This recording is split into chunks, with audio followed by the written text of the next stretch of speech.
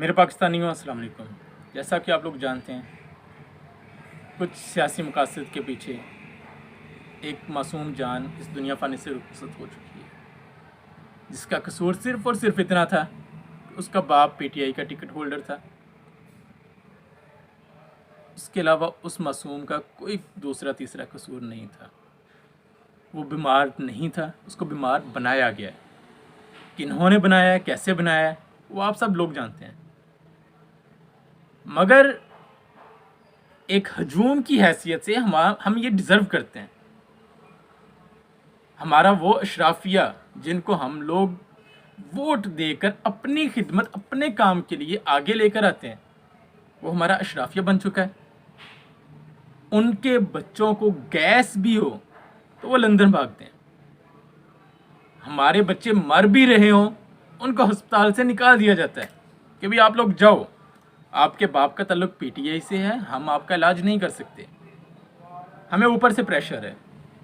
یہ میاں عباد صاحب کے وکیل نے انکشاف کیا ہے کہ جس بھی ہسپتال میں گئے انہوں نے علاج کے لیے اس کو نہیں رکھا کہ ہمیں اوپر سے پریشر ہے، اوپر سے منع کیا گیا۔ وہ اوپر سے کون تھا جو بچوں کے ساتھ دشمنی نکال رہا تھا؟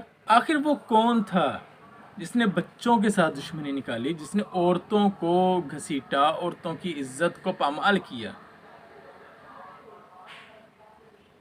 ہم تو پھر مسلمان ہیں، ہمارا دین اسلام ہے جو ہمیں امن سکھاتا ہے، ہمیں طریقہ کار سکھاتا ہے، ہمیں بتاتا ہے کہ بھئی جنگ میں، کسی بھی جنگ میں، کسی بھی طرح کی لڑائی میں عورتوں اور بچوں کو دور رکھو۔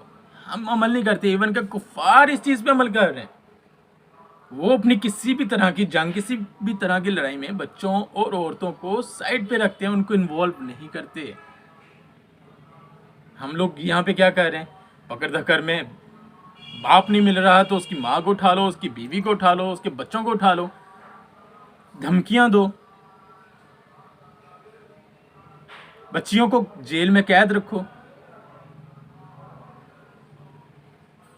اور جو اشرافیہ ہے، ان کے بچے ان گیس ہو، لوز موشن لگ جائیں، اس کے لیے بھی لندن بھاگ جاتے ہیں۔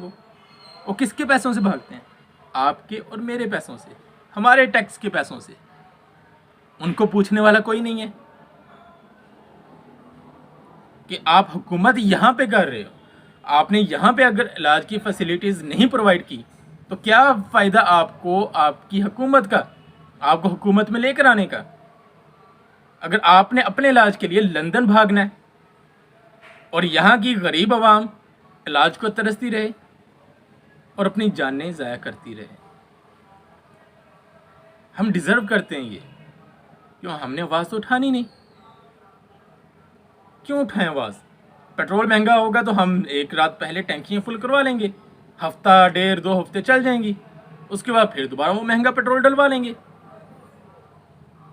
چینی مہنگی ہوگی، ہم پہلے سے بوریاں اٹھا لیں گے، مہینہ 2 مہینے چلیں گی، اس کے بعد پھر وہ مہنگائی کے مطابق اٹھا لیں گے دوبارہ سے۔ کیا جاتا ہے ہمارا؟